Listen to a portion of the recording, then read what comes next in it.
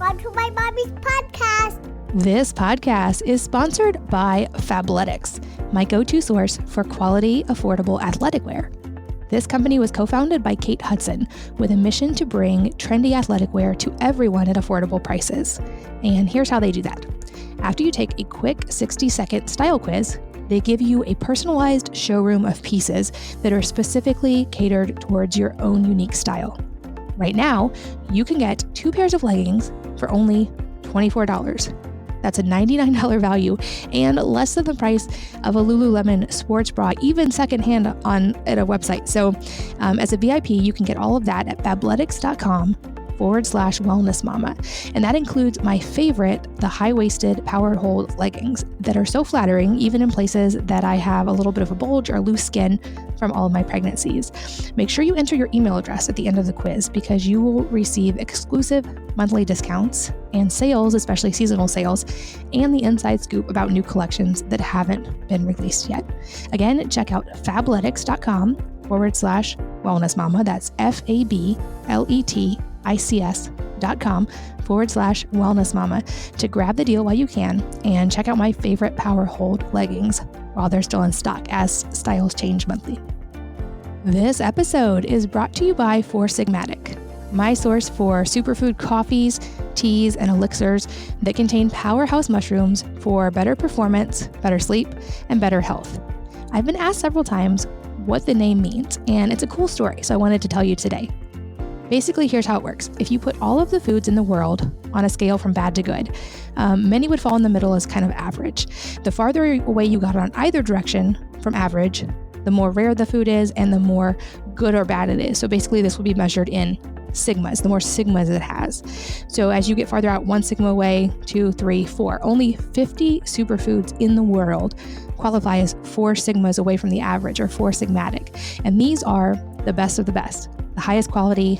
And these are the products that Four Sigmatic, thus the name, uses in their products. My favorites are the coffee with lion's mane in the morning, which has caffeine, but less than most coffee, so I can drink it without getting jittery, and the lion's mane gives me focus and clarity that regular coffee doesn't.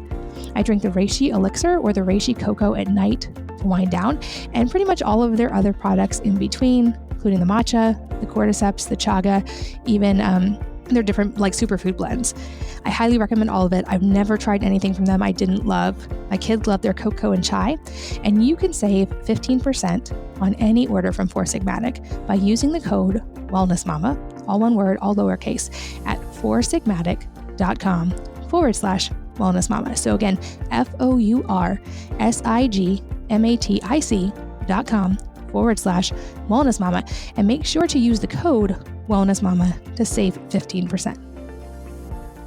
Hello, and welcome to the Wellness Mama podcast. I'm Katie from wellnessmama.com, and today's episode is a really fascinating one that goes in a different direction than mainly the physical health that we normally talk about on this podcast.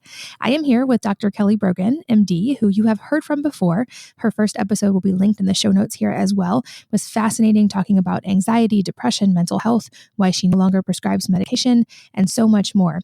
But Kelly is a holistic women's health psychiatrist, author of the New York Times bestselling book, A Mind of Your Own, the children's book, A Time for Rain, and co-editor of the landmark textbook, Integrative Therapies for Depression.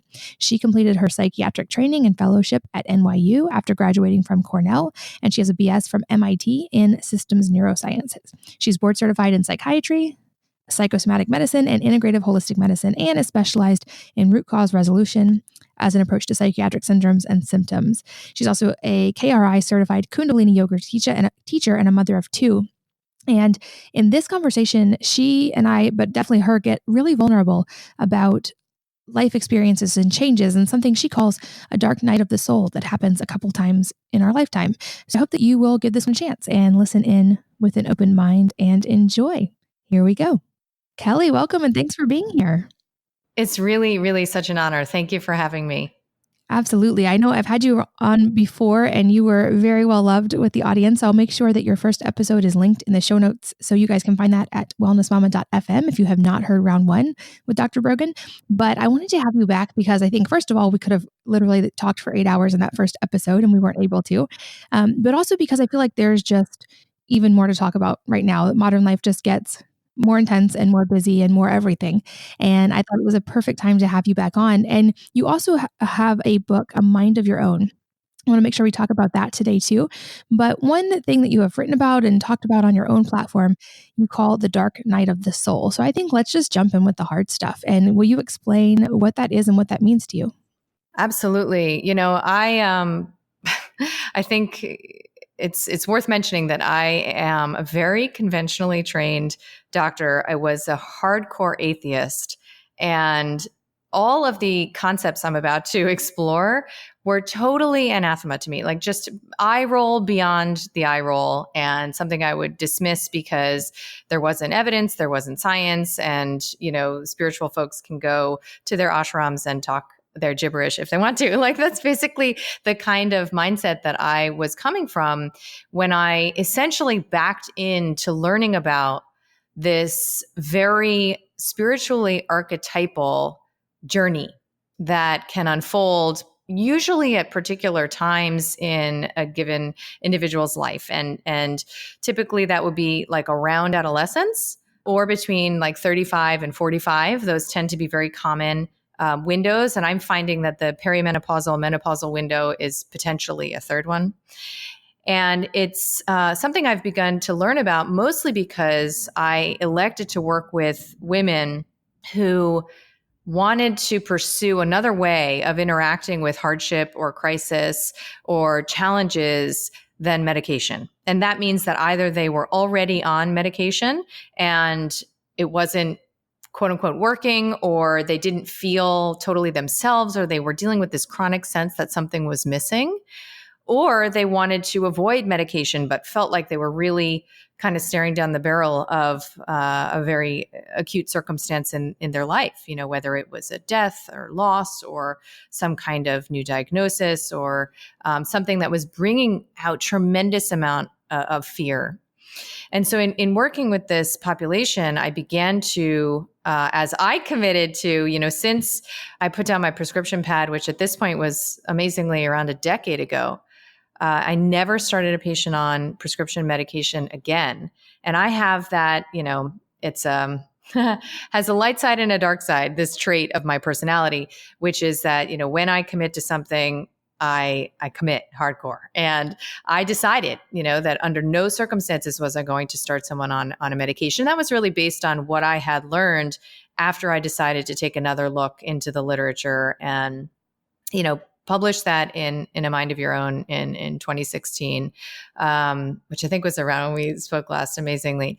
And since that time, I have, of course, had now several more years of experience seeing what it looks like when people choose this path. And it can look a way that is something like childbirth, right? So from the outside in, you're like, why don't you just get a C-section and be done with it, right? But from the insider's perspective, that you have, well, hopefully at this stage in our unfoldment, that you have a choice between, going on the journey to see what it's like to explore the energies of labor and transition and, birthing that child through your body.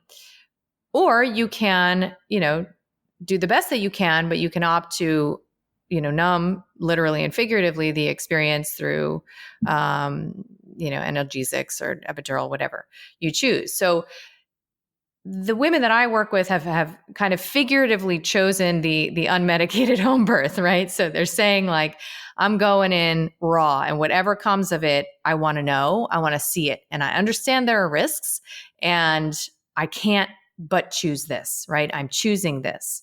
And so what I've had the real privilege of, sort of acting as is something of a spiritual midwife, because I really don't do much other than stay strong, calm, and really confident in their capacity to get through it. But what they're getting through is not the birth of a baby. It's typically this birth of their more authentic self. And as kind of poetic as that sounds, I think most of us can relate to this idea that we wear various masks, right? And we go through life kind of constantly switching them depending on the context, especially women are so chameleon-like in this way. We know how to meet the needs and really please those around us in a way that most men aren't equipped with, right? So we're constantly shuffling these masks, and there gets a point at which, some of them start to drop, and then you start to become aware that your actual face is never in contact with the world. So it's something like that, where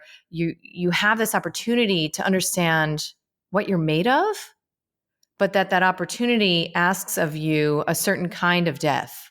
And so this has been written about, by mystics and yogis and spoken about for probably millennia. This idea of moving through what is called the dark night of the soul. So this passage through which the false layers of yourself fall away, and this tender but very, very real part of you is born. And it's born through the fires, through this confrontation with the aspects of your defenses that served you for a while, right? So that can be control, knowing it all, being on top of things, showing up for work and being a good girl, making sure the meal is on the table at 6 p.m., like all of the ways in which we have sort of whipped ourselves into shape so that we can feel like we are lovable, really. I mean, that's really what's going on. And then when we go through this passage, we really don't have access to those parts of ourselves necessarily. And instead, we get to look at all of the parts of ourselves we didn't even want to know existed, let alone develop like real-time intimacy with. And so often in the dark night of the soul, you're confronted with tons of fear, sometimes rage, sometimes grief, right? And almost always shame. And it's this panoply of these emotions that literally can feel like it's going to kill us. They're just feelings, right? They're just emotional states and energies moving through, but it literally can feel like either it's going to kill us or maybe we'd rather be dead than feel this much inside us, right? Because we have no cultural context for having these dark parts, right? That we label as negative, having these dark parts and also being a good person. So it's like a way of really adultifying, so that in the adult consciousness, you develop the capacity to be both good and bad, right? But then you also allow others to be that, right? So no longer do you see somebody as being totally wrong and you're totally right, or you're totally wrong and somebody else is totally perfect, right? That kind of splitting, that black and white thinking is really a childlike mechanism that begins to be really remedied through this alchemical process. And you learn to hold all of these energies the same way when you're birthing, a baby without medical assistance. You learn that you're just the cauldron, that the energies are moving through. You're not growing that baby intentionally. You're not making that baby move to the right or the left or forward or back, it's happening. There is something moving through you and you're just the container, right? You're holding that space and you're allowing this magic to happen within you to great yield, obviously. But on an emotional level, we really don't have a lot of exposure to what this looks like as a society because we're so busy chasing that oasis on the horizon, right? Finally, I'm going to have this day I wake up and I have no problems and I'm finally going to feel happy, right? And that's what drives consumerism and all of the money we spend to just finally feel okay. And of course, at a certain point in life, we see the bankruptcy of that. So it's really this opportunity, but it's not for everyone. But you'll kind of know if you're being called to it. And I think more and more of us are being called to level up in this way. I'm curious how do we know if that, because some of the things you just said really actually resonated with where I am right now. And I'm curious, is it mainly women who are called to this? Can men have this kind of thing too, in a different way? And how do you know if that's the thing that's happening for you versus just you're going through anxiety or you're going through something else that might be different? Yeah. So, I've come to the perspective because I've seen the yield, right? So I had to see literally hundreds of women go through this process to see that it has stages, to be able to hold that vision for them of what's on the other side, right? So it's like, again, the midwife in the room is holding the vision of that healthy baby in your arms, as you're saying, when is it going to be over, right? Like, I can't do it another second, right? She's holding that energy for you. And so I had to see that on the other side of this process, the women that I work with, in my practice, they became in touch with their gifts. And there are many, many poets who have spoken to this concept that, the wound is where the light comes in, or that there's the gem in the dragon's mouth. This is an ancient reality. It's just one we've been running from, right? So I'm of the perspective now, since I've seen them come out and become, the artists they've always been, or to set up, some beautiful service and philanthropic based, conscious business, or to become a healer, and all one after another, inviting prosperity into their life, just because they chose to really go through this refining process. And sometimes what comes with it is a rearrangement of relationships, or having the courage to quit a job, or to move out of their state, or whatever it is. There's natural changes that come with the reclamation of this kind of power. But it's led me to believe that actually any symptom has in it a little invitation. So it could be a big invitation or a small invitation, right? Like if it's a tumor sticking out of your breast, that's going to be a big invitation. Why? Because it's going to bring up a tremendous amount of fear and the potential for you to really abandon your own body and to see it as something to be managed, as something that makes mistakes, rather than the expression of something going on inside that's actually meaningful, right? So if it's a small invitation, it could be that you have some insomnia, or you're getting headaches, before the onset of your period, or maybe even you stubbed your toe and now you can't go to, dance class or whatever it is. If we can orient towards these experiences of discomfort, fear, or suffering when it has to do with our body and our mind, our emotional, sort of the emotional realm within, if we can orient really towards ourselves with curiosity first as a first reflex, rather than control as a first reflex, then we'll often be guided towards something that will help us understand ourselves better. But this concept of self-discovery really isn't relevant to allopathic medicine, right? Like when I was in medical school, or my, extensive training, that idea, even in psychiatry, believe it or not, it's just not a concept that seems to hold any water.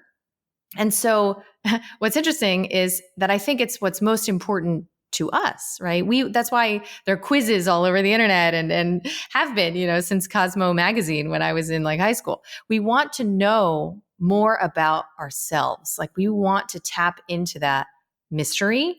And it's just that I think we were taught that the way to know more about yourself is to get it together and to feel more in control. But something is shifting where I think as a collective, we're beginning to see, no, that's not actually what self-ownership is about, right? That self-ownership actually is about owning all of your stuff, right? All of it, from the bad to the good to the in-between. And it's kind of like if you have two people in front of you and one is like pretending to have everything together and to be in control, and the other is just kind of owning the fact that they don't, like who are you going to feel more comfortable around? It's that authenticity meter that is extremely sensitive, I think, in all of us right now.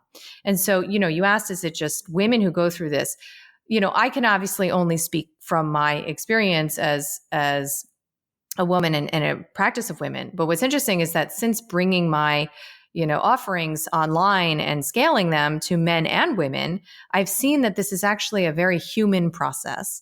And it's a kind of self-initiation.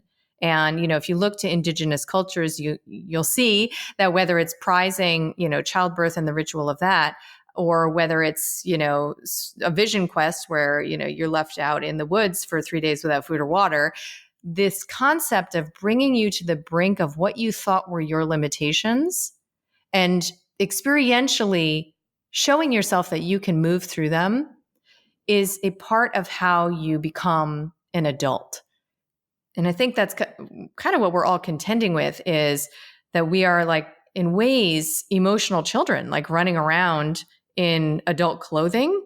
And then we wonder why we don't feel authentic, and we wonder why we're struggling with imposter syndrome, and why we can't ever find that experience of peace. And as so many that I work with describe, it's like a feeling of just like finally being themselves, right? Like finally feeling comfortable in their own skin.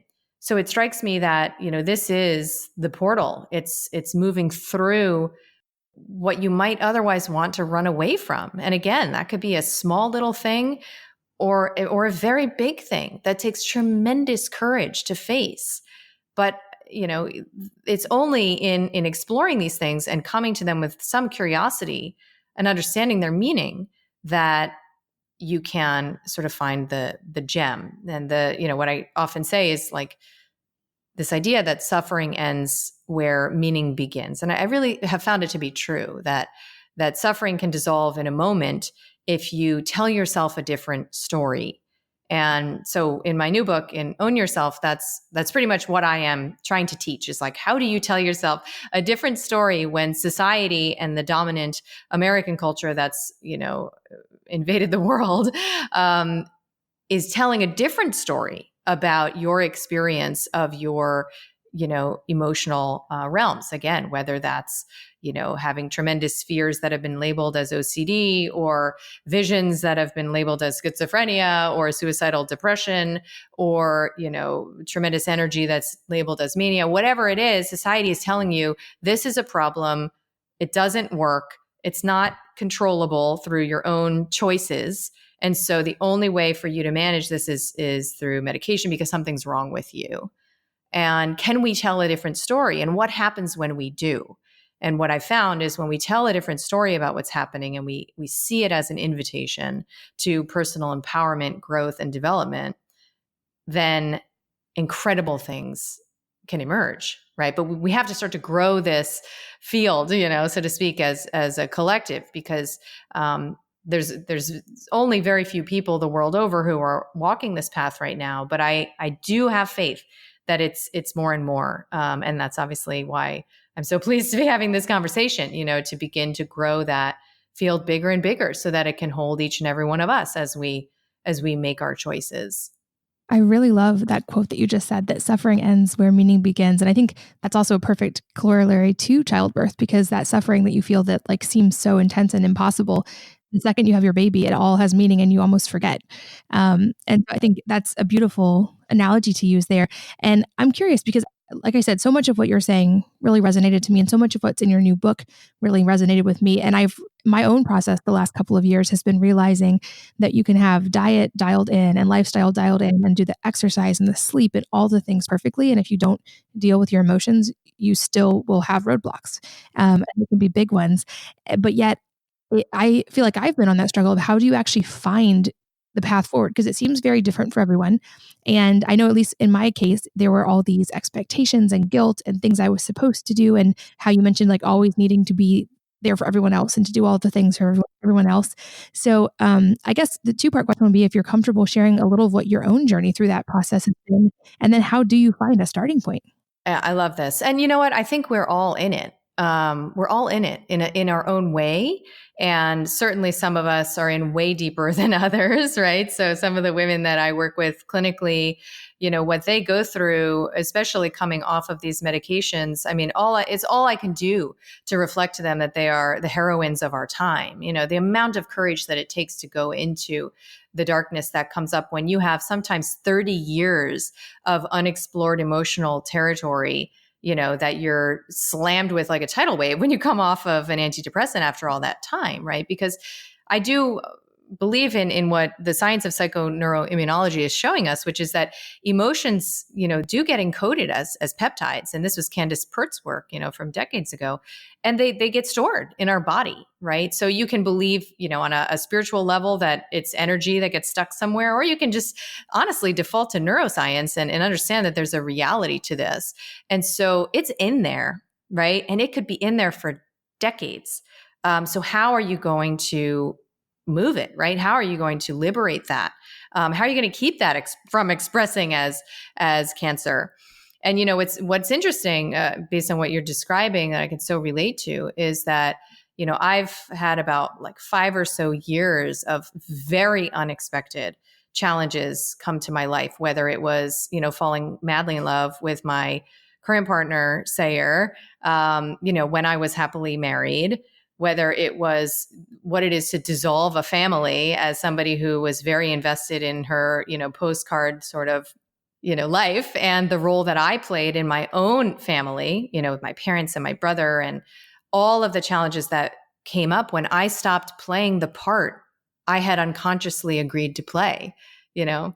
And then, of course, you know, as an activist, all of what has come up in terms of really beginning to see the truth of Nietzsche's quote, which is, you know, basically about becoming the monster you're fighting. You know, I began, that happened. I not only happened to me, but I began to see it happening to many other activists who, particularly in the sort of like pharmaceutical awareness realm, who really were suffering and struggling. And, you know, I was like crying myself to sleep. And it took a while for me to say, you know what, this can't be the way out. You know, that we're fighting war with war, and, you know, hate with hate. And how is this going to ever get us anywhere? It's very hopelessness inducing.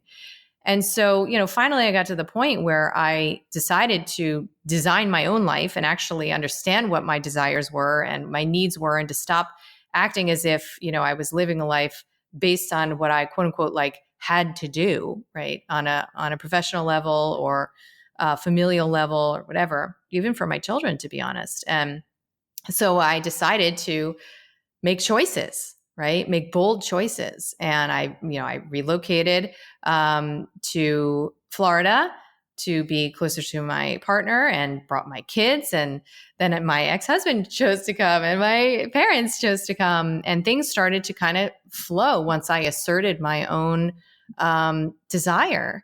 And what was interesting is, you know, here I designed my perfect life. I'm exactly where I want to be in the world. And wherever you go, there you are, right? So I have this like beautiful schedule. I'm in this beautiful place. My body feels like in heaven. And, you know, I Marie Kondo my house, and it's like, feels so wonderful. And here I am in a constant state of like vigilance and worry and detachment, and feeling like I'm living my life behind like a glass, you know, and all of these moments that seem like they should feel so good, I can't access that range of feeling. And so it really was like in the past year or so that I've developed a lot of the skills that I knew about from my patients, right, were necessary, but I didn't necessarily have a lived experience of.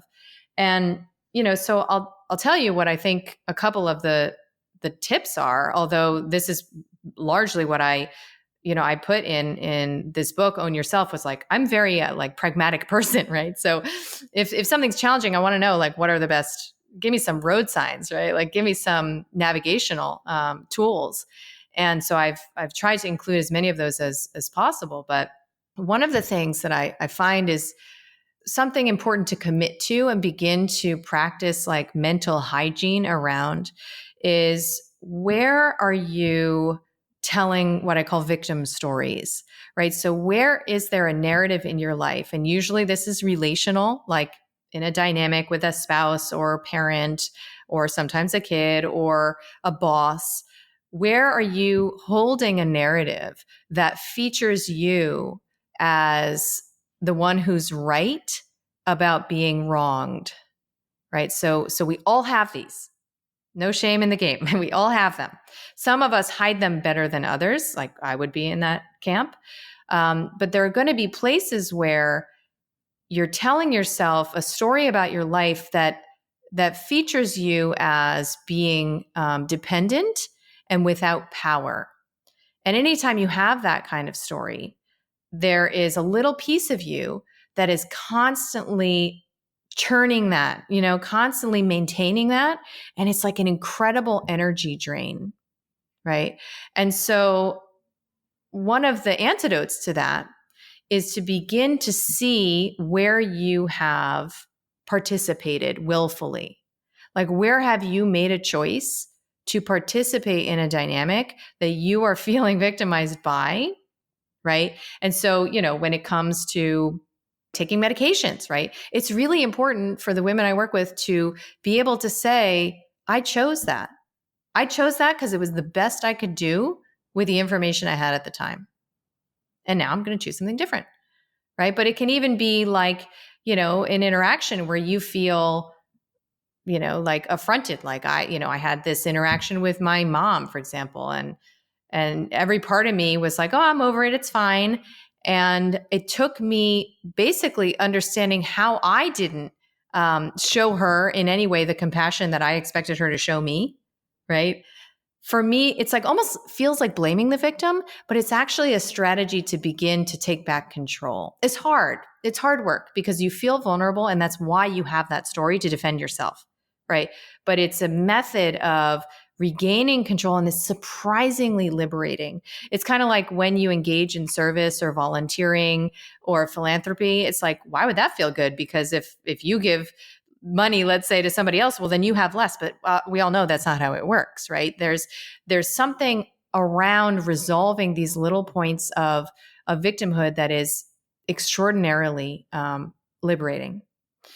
And then I would say another one is to just begin to engage relating to your triggers from a different angle. Right. So I think this concept of triggers is like entering in the zeitgeist. And all that means is like, there are things that really like get you going, that charge you up, and not in a good way. Right. So like you and I can both be online at the bank, and the teller can step away and put her little sign up that says she's going for lunch.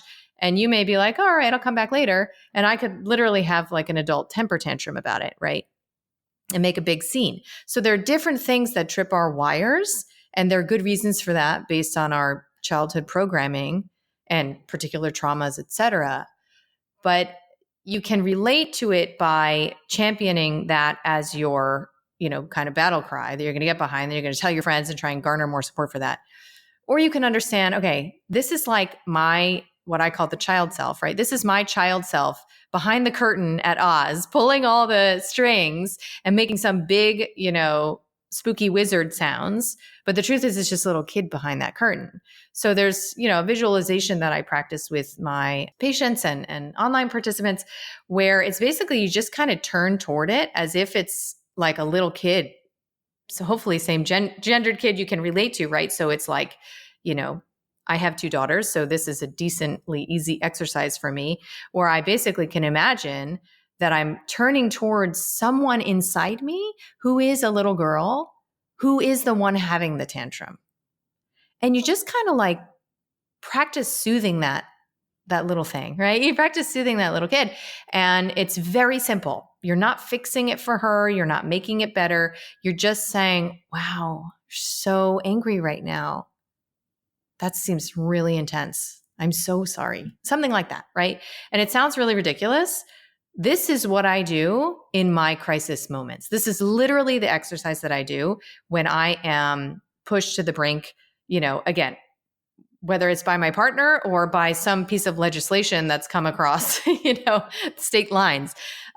This is how I am learning to relate to myself from an adult consciousness. And it's just kind of a way to develop the witness mind, right? And neurobiologically, this has a correlate. When you have develop the capacity to watch yourself have an experience, the way that impacts your nervous system is totally different than if you are totally fused with the experience and you are flailing around in fight or flight.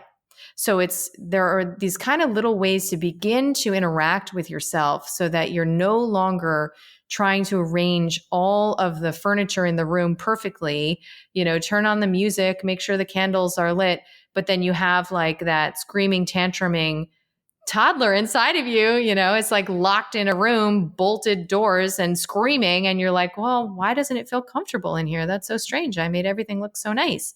That's kind of where we're all at.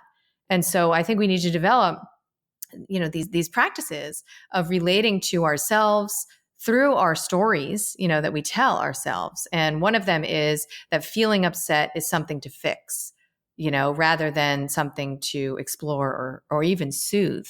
And so, we can start with this very basic premise that we're all kind of doing this work. Like we're all kind of beginning to understand that there is an inside job being asked of us. And why do you think right now it seems like, because so much of what you're saying, I see in myself, I see in my friends, I just see in society. Why do you think we're seeing this so much right now? Yeah, it's a great question. At the risk of sounding kind of metaphysical, I believe that we are alive at a really, really, really fascinating time in human history. And remember, I used to cry myself to sleep about having brought children into this world, because I was focused on the fluoride in the water and the glyphosate and, the pharmaceuticals and everything, you name it, greenwashing products and, all the things I know that you are passionate about as well. And I just couldn't see how we were ever going to fix it. Right. And so I thought, well, this is a life bereft of anything beautiful. And why did I have children? Like, that's literally was how I felt for several years. And now I have a different perspective, because as I commit more and more to this notion that there is a design and there is an order and there is an intelligence to all that is, as I begin to explore more deeply this idea that everything has an energetic signature interacting with everything else, and that there is this holofractal expression, like from the littlest thing to the biggest system, the complexity is maintained, right? And it's an incredible reality to begin to inhabit. I think that we are actually on the brink of like a dimensional upgrade, on this planet. And we're in this phase of transition. And I think that's why so many of us who are very sensitive are being called to level up our strength, and being called almost like a kind of deeper, spiritual training camp or something, to begin to grow our capacity to allow this storm that is brewing to just exist and then turn it into something beautiful. Like it's real alchemy, right? And so how do we know that we're in this transition? Well, one of the signs is that the system that has served our expansion and development for many centuries, which could be called a system of control or a system of force, right? So you see that through our legal system, our educational system, our agricultural system, our medical system, our political systems. They're all based on this notion that wherever there is aberrance or unruliness or anything that is outside of the lines, it should be met with increasing amounts of force, right? That's why you go from 6 vaccines to 72 vaccines. That's, why we have, go from one chemical pesticide to 12 in a concoction, or, it's this always neglect of the source and root of the problem with the, increasing application of more of the same in an effort to finally subdue it. Right. And of course, we have this in our school systems as well, educational systems. How do we, finally subdue every last child? And we're seeing that it's just not working. It's no longer working. And it did for a while. And now it's not. And so this bankruptcy, of the system is something that we all feel. And even if we pretend to defend the status quo, like on some level, we're all kind of winking to each other and being like, we know there's got to be a sea change coming, right? Like we know we have to do things differently. We all feel it. And that sense of what wasn't, what was working now isn't, we're all feeling on an individual level as well, because that's how it works, right? These systems are expressions of our individual consciousness and the level of consciousness at which we're all operating. So it's like what we're feeling as individuals is exactly that. Well, my defenses worked for a good long time, right? I just make sure I show up on time and I do what I'm told and I'm polite and I respond to emails in a timely fashion and I make a lot of money and I get this award, whatever it is. And that kind of works for a while. until you start to feel the rattling of the cage and you're like, uh-oh, it's not working anymore, right? And so I think that's really where we find ourselves, is in this transition to this new territory, this new, never before existent way of being that is going to come from the rubble of our current, dominant paradigm.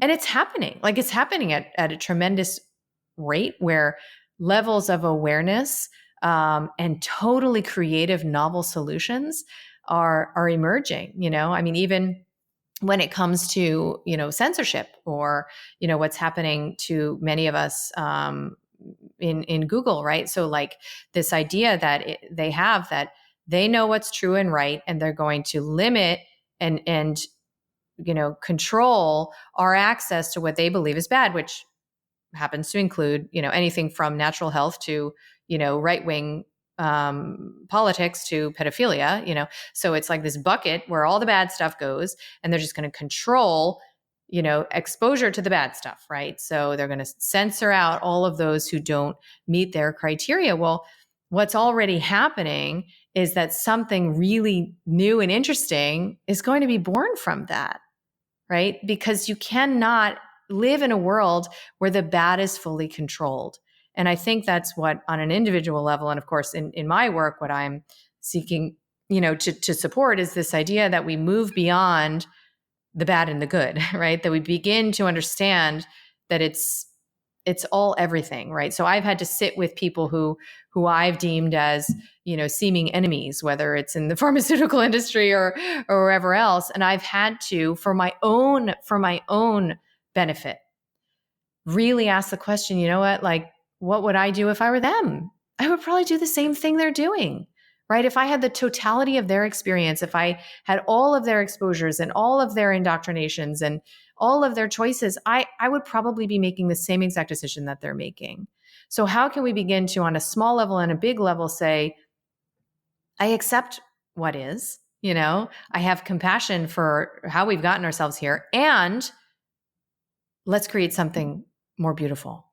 And so that's been, a part of the shift in my rallying cry, which is to no longer be like fighting, right? What I don't want to be, and certainly not unless I have something more beautiful to offer. I love that so much. And I think it's good perspective. And for anybody who's not familiar, I'll just give you a little bit of background about what you're talking about with Google, which is that over the last year, but especially in the last few months, there have been a series of updates that have essentially removed all visibility and traffic to sites that don't agree with certain positions in Google. And on the one hand, Google is a private company, or they are a company, and they can choose to do that. They're not a public utility. We have no right to rank there, but it is incredibly frustrating. And not just for those of us who that's our income and our livelihood, but a friend of mine put it the other day. She's like, if this had happened 5 years ago, I would be dead, because I wouldn't have found the information that let me figure out how to save my own life when I was sick. And so that's kind of what we're dealing with. But I love, love, love your perspective on this, because that's one thing I've said so much in the last 2 years, is that we as a society have to get to a point where we can start conversations with that basis of, I might totally disagree with you, but I still can love you and respect you, and let's have a constructive conversation. Because if not, if we're just escalating the anger, we are leaving a terrible legacy for our kids of just anger and fighting. So I love that. Do you have any strategies for helping people to bridge that gap and to start those conversations? I think, somebody who's helped me so much in this regard is Byron Katie. And she is, I guess I don't know how she would characterize herself, but she's a teacher and on the global scene, and has been for many decades.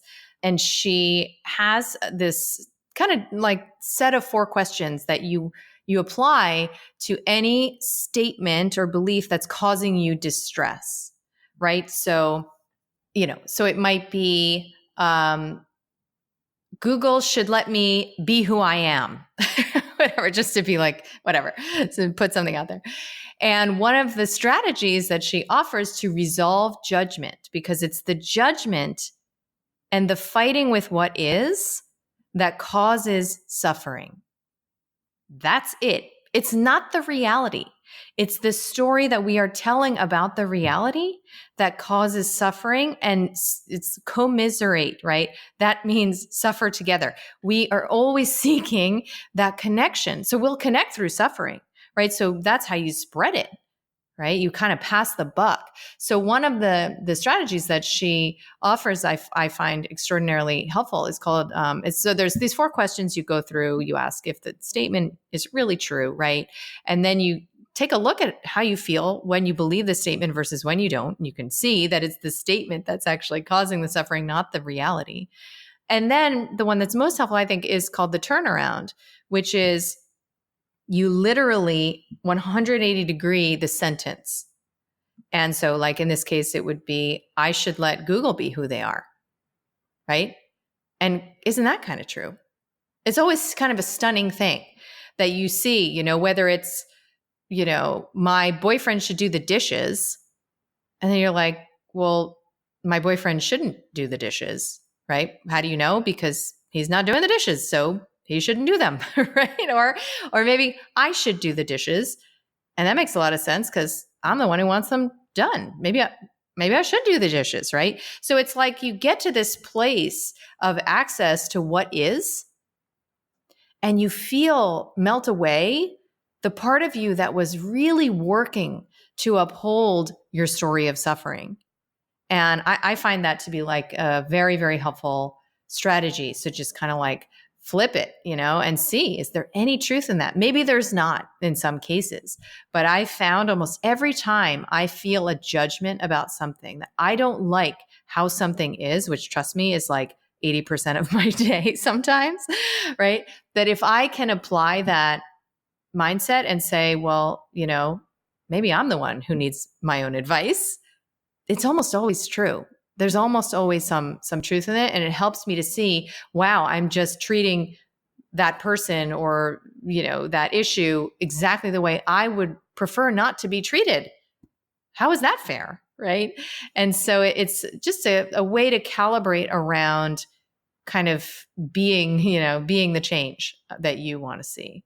I love that. I would never have thought to turn it on its head like that, but it makes so much sense. This podcast is sponsored by Fabletics, my go-to source for quality, affordable athletic wear. This company was co-founded by Kate Hudson with a mission to bring trendy athletic wear to everyone at affordable prices. And here's how they do that. After you take a quick 60-second style quiz, they give you a personalized showroom of pieces that are specifically catered towards your own unique style. Right now, you can get 2 pairs of leggings for only $24. That's a $99 value and less than the price of a Lululemon sports bra, even secondhand at a website. So as a VIP, you can get all of that at fabletics.com/wellnessmama. And that includes my favorite, the high-waisted power hold leggings that are so flattering, even in places that I have a little bit of a bulge or loose skin from all of my pregnancies. Make sure you enter your email address at the end of the quiz because you will receive exclusive monthly discounts and sales, especially seasonal sales, and the inside scoop about new collections that haven't been released yet. Again, check out fabletics.com/wellnessmama. That's fabletics.com/wellnessmama to grab the deal while you can and check out my favorite power hold leggings while they're still in stock as styles change monthly. This episode is brought to you by Four Sigmatic, my source for superfood coffees, teas, and elixirs that contain powerhouse mushrooms for better performance, better sleep, and better health. I've been asked several times what the name means, and it's a cool story, so I wanted to tell you today. Basically, here's how it works. If you put all of the foods in the world on a scale from bad to good, many would fall in the middle as kind of average. The farther away you got on either direction from average, the more rare the food is and the more good or bad it is. So basically, this will be measured in sigmas, the more sigmas it has. So as you get farther out, 1 sigma away, 2, 3, 4, only 50 superfoods in the world qualify as 4 sigmas away from the average or 4 sigmatic. And these are the best of the best, the highest quality. And these are the products that Four Sigmatic, thus the name, uses in their products. My favorites are the coffee with lion's mane in the morning, which has caffeine, but less than most coffee, so I can drink it without getting jittery, and the lion's mane gives me focus and clarity that regular coffee doesn't. I drink the reishi elixir or the reishi cocoa at night to wind down, and pretty much all of their other products in between, including the matcha, the cordyceps, the chaga, even their different like superfood blends. I highly recommend all of it. I've never tried anything from them I didn't love. My kids love their cocoa and chai, and you can save 15% on any order from Four Sigmatic by using the code WellnessMama, all one word, all lowercase, at foursigmatic.com/wellnessmama. So again, foursigmatic.com/wellnessmama, and make sure to use the code WellnessMama to save 15%. What about with kids? Because I know you have children as well. And obviously, as moms, we all want to do the best for our kids and leave the best for our kids that we can.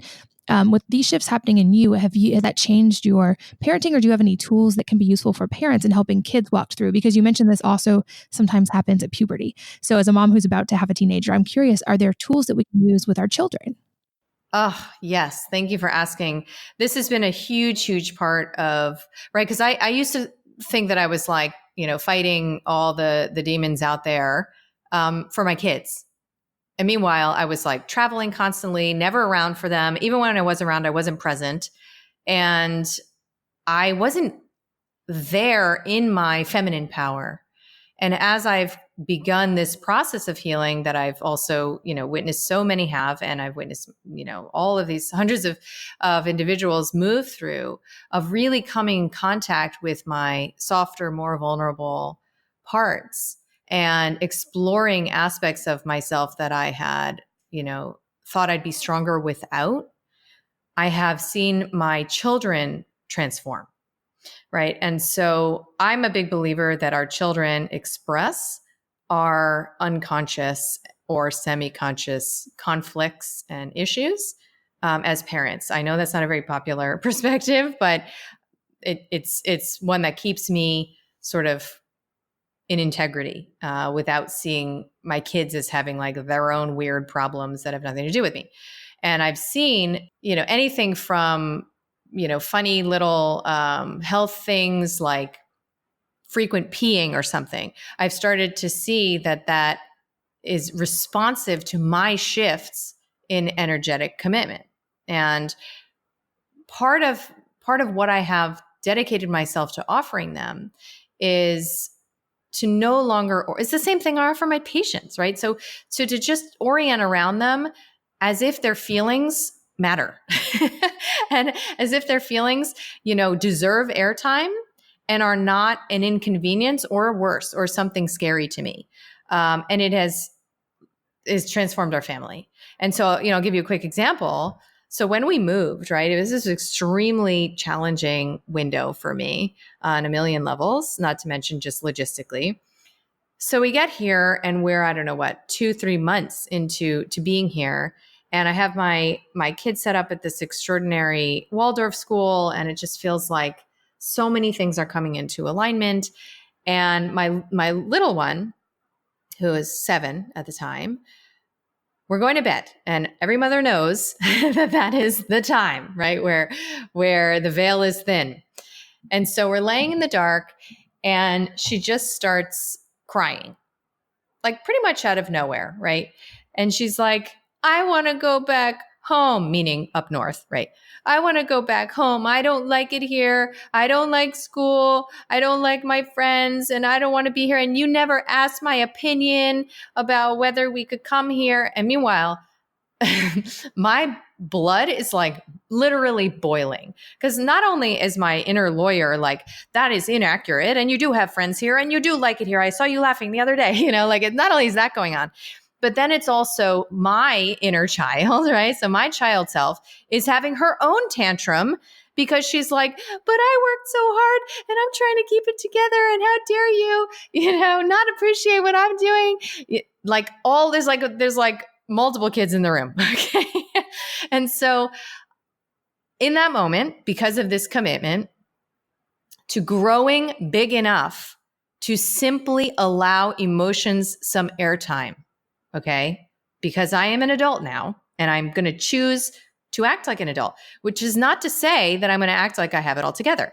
It's simply to say that I'm going to trust that I can handle this emotionally, right? And so in that moment, something inside me recommitted.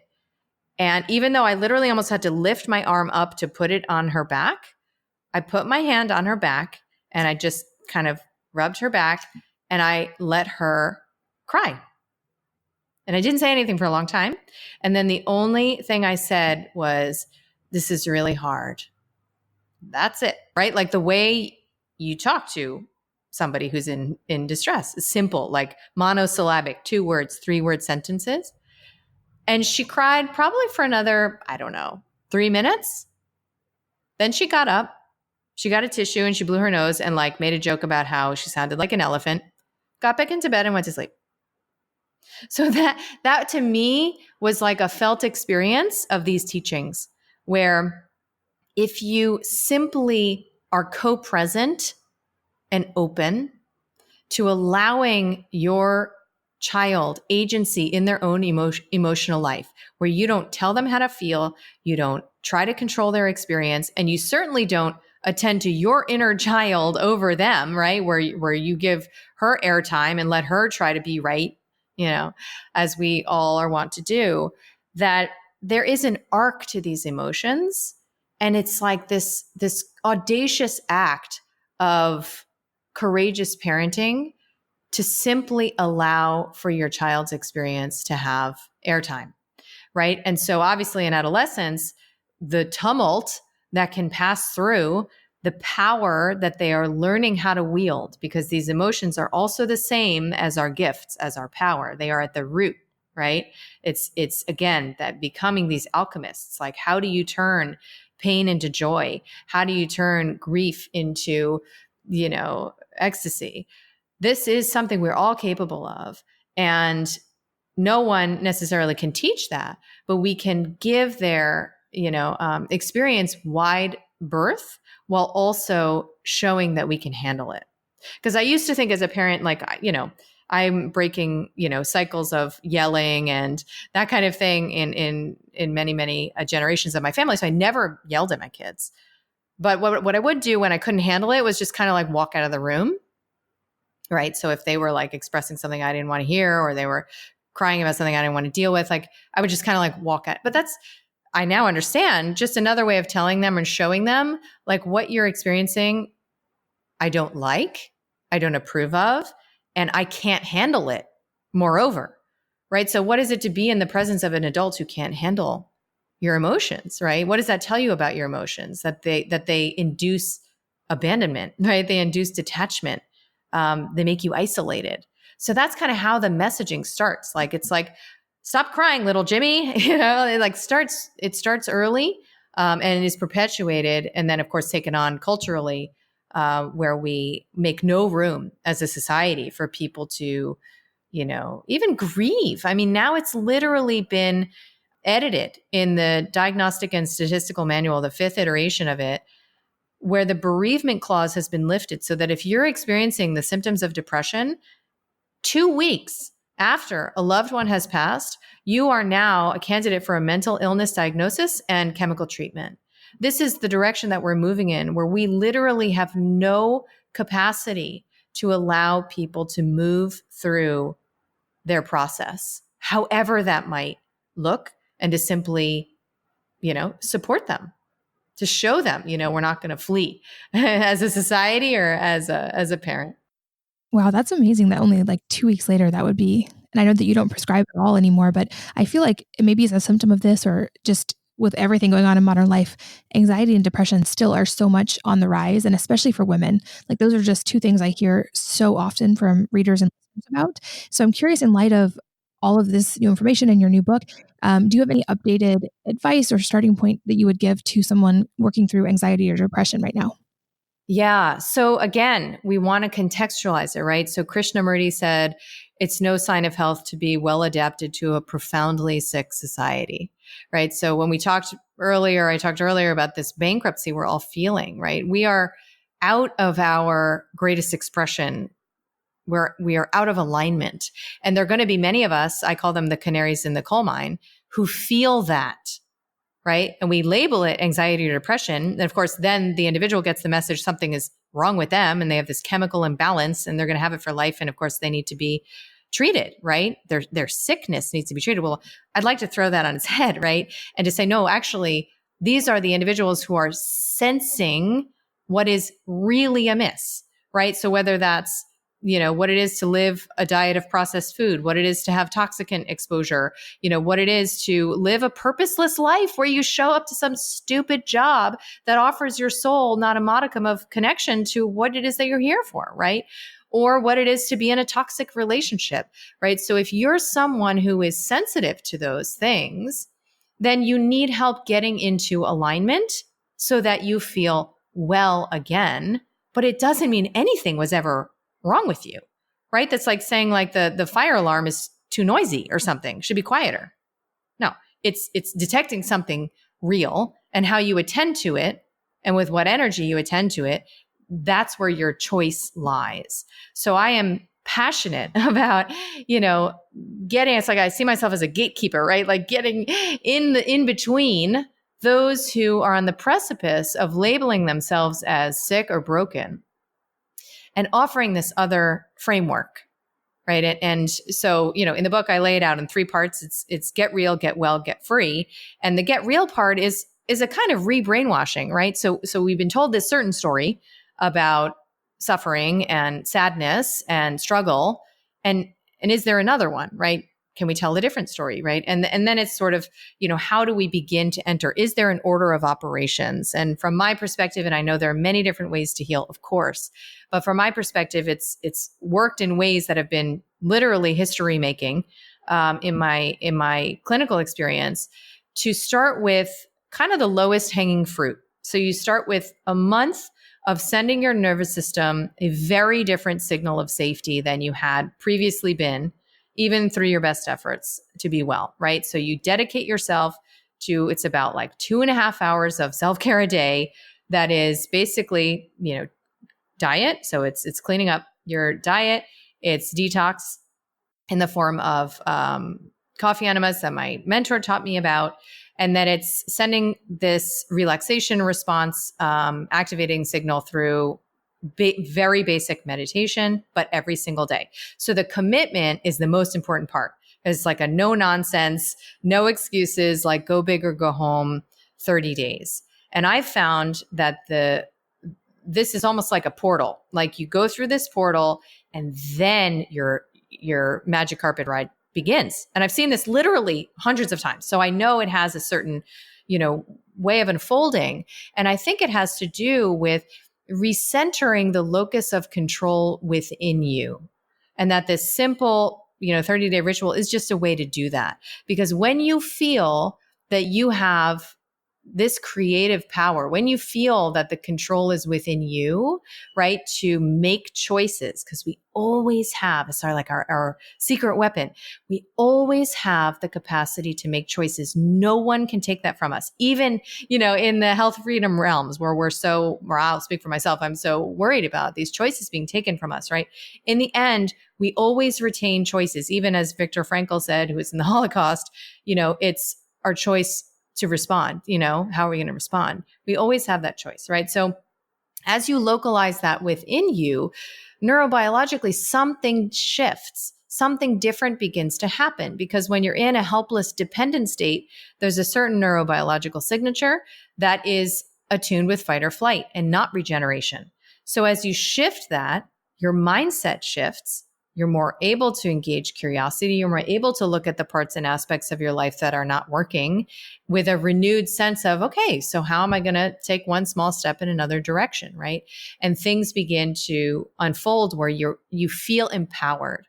So that's like a big, big part of what I try to help people with is, again, how do we reframe, even down to our language? How do we reframe what we're expressing through a lens of personal empowerment and responsibility, instead of through, the lens of the hapless victim? And then, in the last part of the book, I present strategies for, deeper awakening to self and to, sort of other mystical realms, et cetera, if that is relevant. And interestingly, it seems to become relevant at some point to most people on the path, where they at least want to know, what's the deal with these tools? What's the deal with psychedelics? What's the deal with, silent meditation or deep practices of these kinds? And it becomes this incredible, mysterious journey, that you finally awaken to the fact that you've been on the whole time. That's beautiful. And I can't believe our time again has once just flown by. But I think that's a perfect place to start to wrap up. And I would love to know, I think I might have asked you this on our first episode, but other than your own, which of course will be linked in the show notes, if there's a book or books that have really impacted your life, and if so, what they are and why. Oh, yeah. Gosh, there's so many. So I'm a huge bibliophile. And I've had this experience where I get the exact book I need at the exact moment I need it. Sometimes I'll even read a page of a book that I absolutely needed to read before the patient I had at 11:30, So I've had this very open channel of taking in the teachings of many wise people who have walked before me. And so I would certainly say that Anatomy of an Epidemic, I probably mentioned that last time too, but it changed my life. I read it in 2010. It's written by investigative journalist Robert Whitaker, and I never wrote a prescription again. So, I think that qualifies as a life-changing book. And it's because I came to all of this through the portal of science. So I couldn't have been convinced otherwise. I needed to know that there was a path paved with research to lead me away from this specialty that I had invested blood, sweat, tears, and $200,000 of debt, into. I needed to know that I was, walking the path of scientific integrity. So certainly that one. I would say another one is my friend Charles Eisenstein's book, The More Beautiful World Our Hearts Know Is Possible. And a patient actually told me about that book, and he's since become, a dear friend of mine. But that book helped me to shift as an activist. But it's not just for activists. It's for anyone who wants change, right? Who wants to see change on this planet. It's an incredible example of, not example, it's like an incredible, almost like a offering, to inspire that shift from fighting, right? From the warfare that can underpin even the most sacred intentions, to shifting into acceptance and a different way of contributing your signature to the change making that has to do with connecting, in your heart, literally, to what it is that you want more of on this planet, right? And then embodying that. It's a very different way of relating to change making than I had ever heard of. And so I think that that's another really, really powerful one. And then actually I only read this book somewhat recently in my life, but actually I listened to it. It's many, many, many hours. Conversations with God by Neil Donald Walsh would probably be another one. And, for most of my life, I never would have picked up a book that had the word God in it, literally.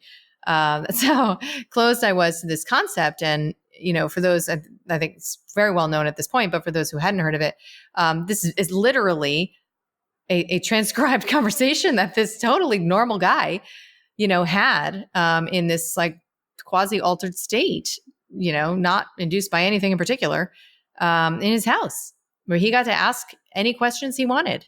And what, is transcribed explains everything from, health to, politics to how do we relate to how hard it is to be a human being. And, I always thought, wow, I'd love for my children, to listen to this, because it's actually incredible audible. It's almost like a theatrical thing. And just sort of, have that template offered to them of this incredible, meaningful design.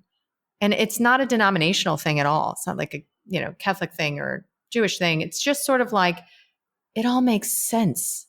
Wow. That feeling is invaluable. It all makes sense, Those are all awesome suggestions. I'll make sure those are linked in the show notes as well. And again, as last time as well, thank you so much for sharing today your story, your vulnerability, and your new mission. I, of course, would encourage anyone listening, especially if anything resonated with you in this episode, to grab a copy of your book that will be linked in the show notes, but of course also available anywhere books are sold. Any parting advice for the audience and listeners today? just if there is that little rustle inside of a yes to anything that we've discussed, that you honor that, and you move towards it, because there's never been more support for that courageous journey. They call it the hero's journey or the heroine's journey, and that we all need you. I need you to move in that direction. That I know this is like this paradoxical experience where we each have our own work to do, and we get to do it together if we want to. We get to be held in this ever growing, kind of sociocultural milieu where it's okay to want to grow and expand. And it's okay if it looks kind of funky sometimes. And maybe, worse than that we make space for each other to take ownership and to take personal responsibility, and to really each step into a kind of power that can only come from owning all of our vulnerable parts. So thank you so much for trusting me, to have me on and have these kinds of conversations. I'm such an admirer, and so grateful, to be in this space with you. Thank you for sharing, and thanks to all of you for listening and sharing one of your most valuable assets, your time, with us today. We're so glad that you did, and I hope that you will join me again on the next episode of the Wellness Mama podcast. If you're enjoying these interviews, would you please take 2 minutes to leave a rating or review on iTunes for me? Doing this helps more people to find the podcast, which means even more moms and families can benefit from the information. I really appreciate your time, and thanks as always for listening.